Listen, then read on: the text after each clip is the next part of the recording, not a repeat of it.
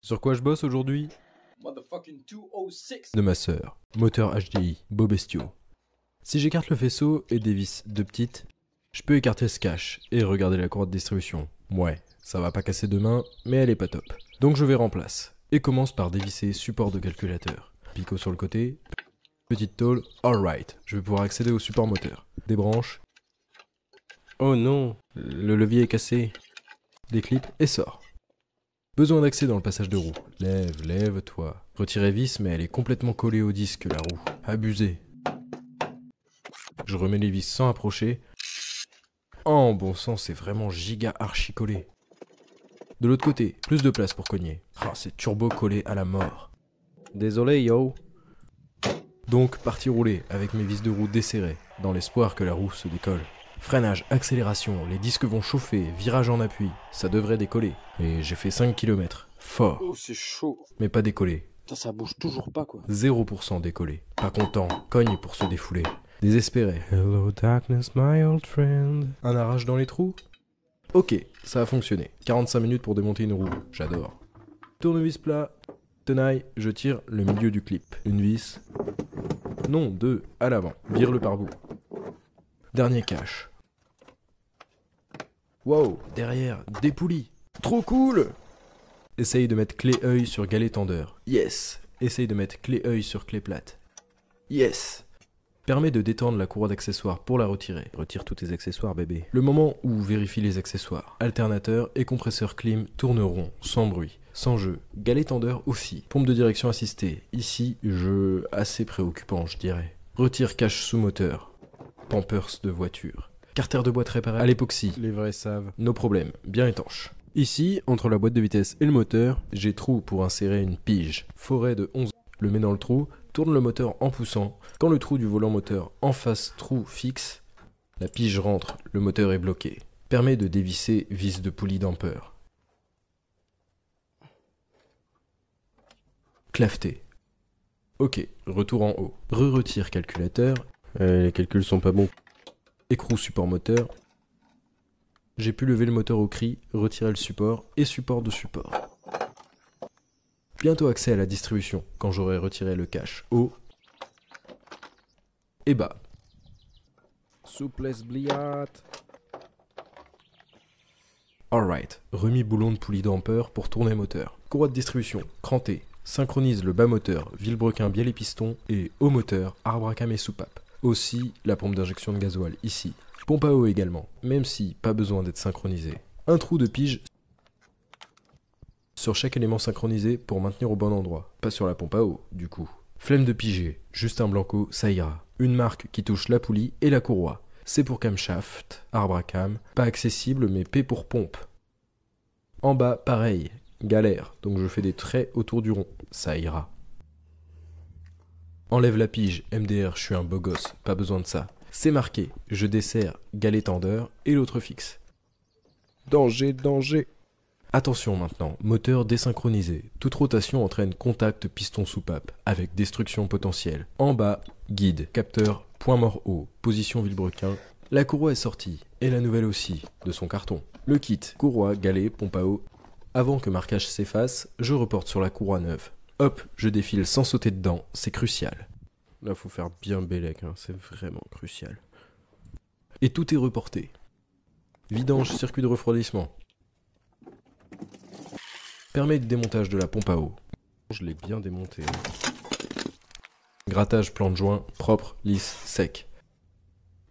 Joint de pompe, instruction sympa. Vérifier les pièces identiques, pas utiliser silicone 6 joints. Pas utiliser eau du robinet. Important ça. Évite la corrosion à l'intérieur du moteur. Pompe neuve. Tourne bien. Sans bruit. Ancienne. Un peu de bruit. J'ai l'habitude de mettre silicone. Tant pis pour instruction. J'en mets léger. Colle le joint. Idem l'autre face. Très léger. Encore bien sec. Remets la pompe. Les vis. Serre. Sans en oublier. Tuyau remis. Le liquide retiré est crade. Donc du nouveau. C'est super green. Je réinstalle ma courroie sur ses repères. Galet tendeur à glissière qui va sur ce picot, comme ça. Approche l'écrou sans serrer et je fais cheminer la courroie, en bas aussi. Marque pas en face, ajuste jusqu'à être calé. Cam, pompe et vilebrequin. J'ai remis mon forêt. En fait, c'est important. J'ai voulu faire le keko. Au final, avec la sorte de soupape qui pousse sur les cames, ça donne envie à l'arbre à cam de tourner. Putain, on comprend rien à ce qu'il dit, ce gars. Il y a eu un contact soupape-piston, un truc à ne pas faire. Non mais... Là-dessus, les soupapes, elles sont plates. La force des ressorts... T'as perdu tout le monde, frérot, là. Plat sur le piston qui est plat. TG au pire. Normalement, on peut pas faire de dégâts. Ouais, c'est ça, cherche des excuses, gros nul. Bah, j'ai plus qu'à mettre ma courroie en tension. Pour mettre la tension, on retire la goupille du tendeur. Faut un embout hexagonal dans le tendeur, monté sur un excentrique. La tension est bonne quand la languette trouée est en face de la glissière. Je mets un peu de tension et je bloque. Fameuse technique, quart de tour sur le brin le plus long, pour vérifier la tension. Et tourne 2 tours au moteur. Pourquoi 2? Parce que l'arbre à cam ne tourne qu'une fois en 2 tours moteur. Donc il faut 2 tours pour un cycle complet. Revérifier la tension, ok. On ose le démarreur, tout semble normal. Tension toujours ok. Contrôle serrage des 2 galets avant de fermer. Guide. Capteur. Cache distri bas. Poulie damper. Damper castor. Blocage volant moteur pour serrer la vis fort. Et débloque le volant moteur. Cage d'en haut. Je fais ça bien, je remets même le faisceau dans ses clips. Support de support moteur, face d'appui propre. Bloqué. Support moteur. Bloqué. Côté moteur. Je retire le cri qui tient le moteur levé. Support moteur pris dans le support moteur, je serre. Traverse. Raccroche les petits machins, calculateur.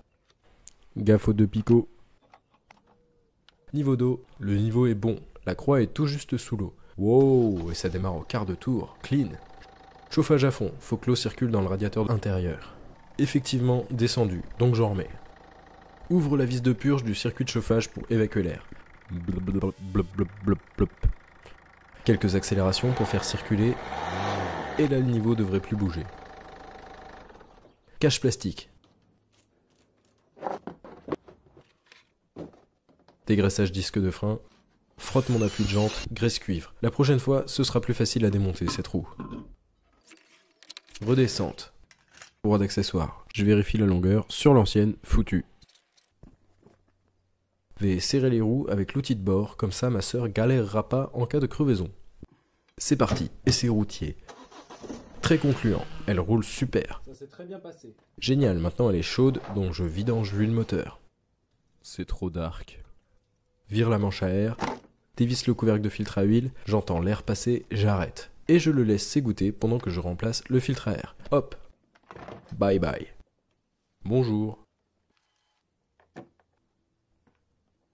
Bye bye. Rien d'inquiétant. Bonjour. Huile le petit torique, qui va dans un trou dans le fond, donc faut bien l'aligner, doucement. Bye bye. Bonjour. Huile le grand torique, et je serre jusqu'au contact. Et c'est tout.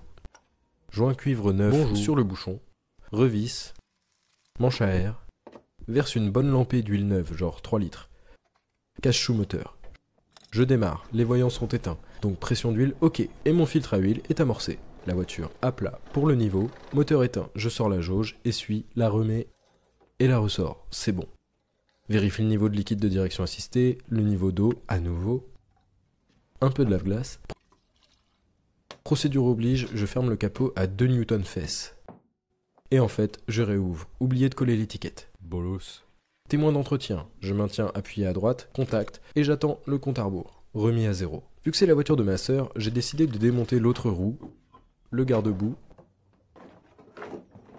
et de repousser son aile qui est emboutie. Je m'embête pas trop, je fais juste levier avec un bout de bois, et tabasse au maillet caoutchouc. Toujours moche, mais bien mieux qu'avant. Comme ton pote qui sort du coiffeur. Le petit bolide est tout propre après un nettoyage. Rendez-vous dans 1 an ou 10 000 km pour l'entretien, et rendez-vous dans 5 ans pour la distrie.